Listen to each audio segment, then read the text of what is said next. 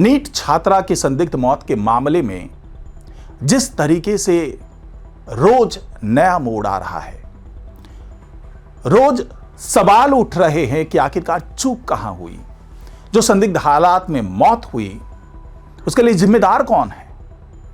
और इस बीच सीबीआई की जांच से एक तबका ऐसा भी है, कुछ लोग ऐसे भी हैं जो बौखलाए हुए हैं, क्योंकि उनको लगता है कि अब सीबीआई उन तक पहुंच जाएगी। यही वजह है कि अब रोज जो नीट छात्रा के परिजन हैं उनके घर पे धमकी भरे पर्चे फेंके जा रहे हैं।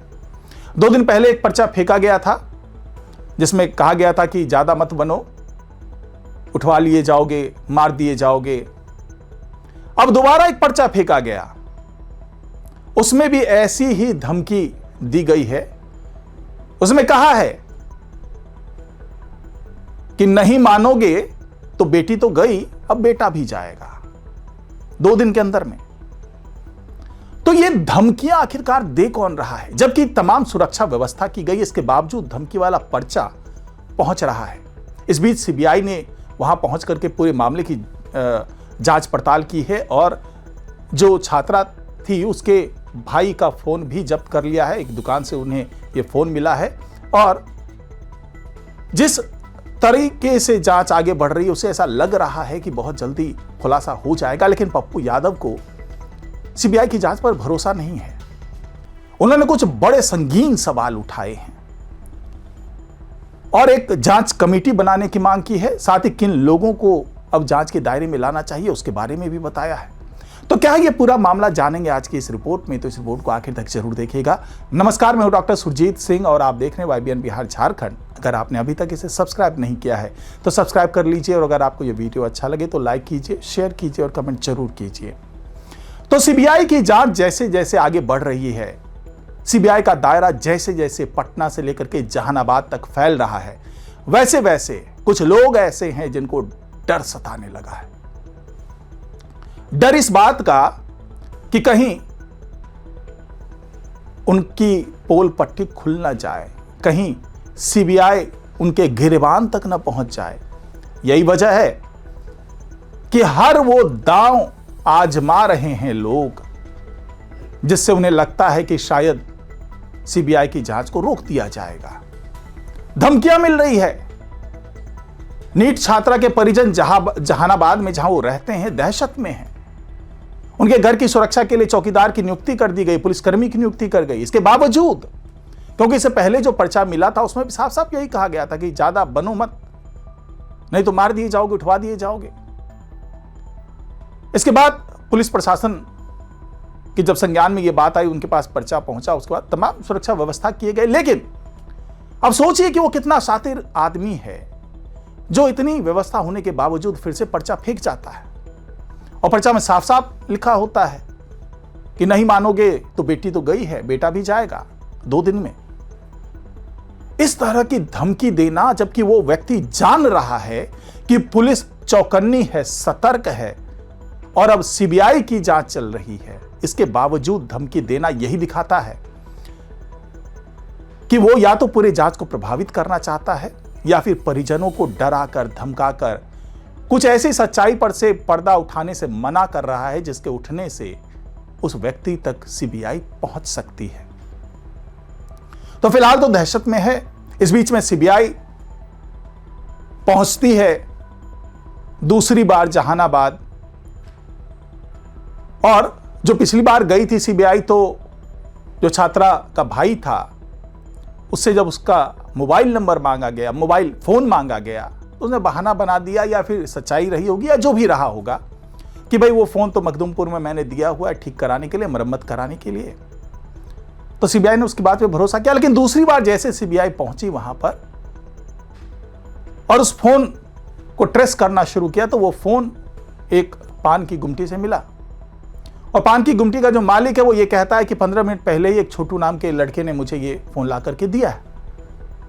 तो क्या फोन के पीछे भी कोई बड़ी सच्चाई है? क्योंकि पुलिस चाहती है कि उस फोन के माध्यम से जो पुलिस उस तक पहुंच नहीं पाई थी, लेकिन अब सीबीआई उसकी जांच कर रही है, उसके माध्यम से वो जानना चाहती है कि फोन का लोकेशन क्या था जब ये पूरी घटना हुई, उसके अंदर क्या क्या डाटास थे, क्या चीज़ें थी उसके अंदर, सारा कुछ ट्रेस करना चाहती है सीबीआई।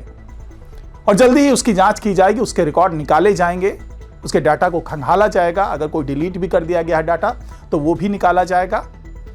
और पूरे मामले की जांच में ये फोन भी जो है एक अहम कड़ी हो सकता है। इस बीच में जो छात्रा के मामा हैं उनसे भी पूछताछ की पुलिस ने, और जांच का दायरा धीरे धीरे बढ़ता जा रहा है, पूछताछ का दायरा बढ़ता जा रहा है।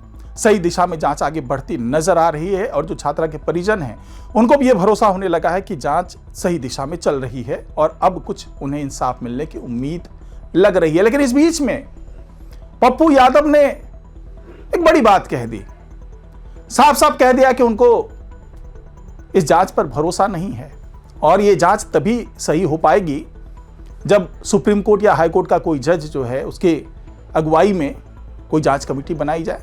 साथ ही पप्पू यादव ने प्रभात मेमोरियल हॉस्पिटल, जहां पर मौत हुई है छात्रा की, उसके जो इलाज वहां पे हुआ उस पर सवाल उठाए हैं, उनके डॉक्टरों पर सवाल उठाए हैं, और कई सवाल ऐसे उठाए हैं जो लगता है कि जांच के दायरे में आना चाहिए। यह पप्पू यादव का बयान है। पहले बयान क्या दिया वो जरा सुन लीजिए। नहीं, एक बात समझिए, मैं आपको पहले भी कहा, सारी एजेंसी पर हम गाली नहीं दे सकते। निष्पक्ष सीबीआई कभी, आप कितनी बड़ी बड़ी चीजों को देखो, अब क्या करता है सीबीआई। मैं हमेशा कहता हूं कि हर एजेंसी को मैं गाली नहीं दूंगा, लेकिन हाई कोर्ट और सुप्रीम कोर्ट के किसी जज या रिटायर्ड जज के नेतृत्व में इंक्वायरी हो। और मैं जब मुद्दा उठाता हूं, मैंने 3 बात कही है। एक तो नीलू, आप उसको क्यों नहीं गिरफ्तार कर रहे हो, पूछताछ कर रहे हो। दूसरा, जहां पहली बार हमारे बच्ची को ले जाया गया उन डॉक्टर को भी बुलाओ, और प्रभात के सतीश को भी बुलाओ, वहां के सारे नर्सेस को बुलाओ। आईसीयू में प्रभात ने अभी तक क्या चलाया उसकी पूरी सीसीटीवी फुटेज लो, और इन लोगों का भी डीएनए लो। जब सबका ले रहे हो तो इन लोगों का भी डीएनए लो। और पीएमसीएच के तीनों संडियाल के नेतृत्व में जो पोस्टमार्टम हुआ उसकी रिपोर्ट और संडियाल के तीनों डॉक्टर को बुलाओ, और एम्स के डॉक्टर को भी बुलाओ। पहले आप ये तो तय कर लो कि बलात्कार हुआ या नहीं हुआ, तब तय करना ऑकरेंस प्लेस क्या है, और तब तय करना कि इसमें आदमी कौन है। क्लियर है, सब कुछ खुल जाएगा। बलात्कार नहीं हुआ तो डॉक्टर पर एफआईआर करो, गिरफ्तार करो। बलात्कार हुआ तो सतीश को गिरफ्तार करो। और मारने का प्रयास, वो जिंदा थी तो पहले ही उसके चरित्र को दुष्कर्म में बदलने का प्रयास और उसको मारने का प्रयास प्रभात हॉस्पिटल में हुआ, और इसकी हत्या हुई है।